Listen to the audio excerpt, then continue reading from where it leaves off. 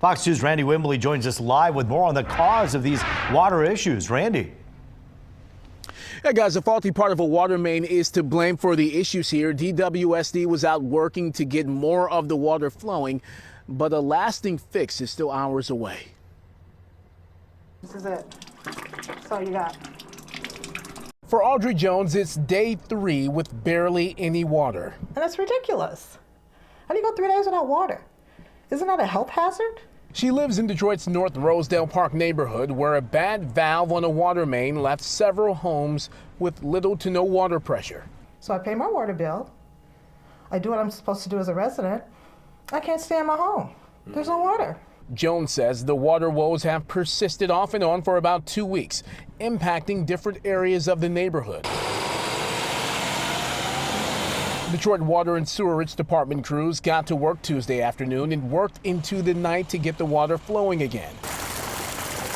They're flushing hydrants and opening other water main valves to increase the water pressure until they can fix the problematic gate valve for good Wednesday morning. The valves regulate the water flow in the water mains, so when those break or fail, they tend to cause low pressure in households. Brian Peckinpah is a spokesman for the city's water department and says it's important residents reach out to them the moment problems arise. They were not made aware of the issues here until Monday. The nearly century-old water mains are not equipped with alert systems that let the city know when something's wrong. So we do rely on the customers to call DWSD or use the improved Detroit app to report it.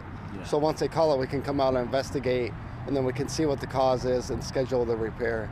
DWSD has been doing a lot of that lately, spending upwards of $100 million a year upgrading and maintaining old water mains. And whether it was for maintenance or repairs, Cordell Gibson says water crews have spent a lot of time here lately. I have noticed that, in the last year or so, they've been out here quite a few times, probably 6 or 7 times in the last year. Wow. And you've noticed, low water pressure, this is probably the second or third time in the last year.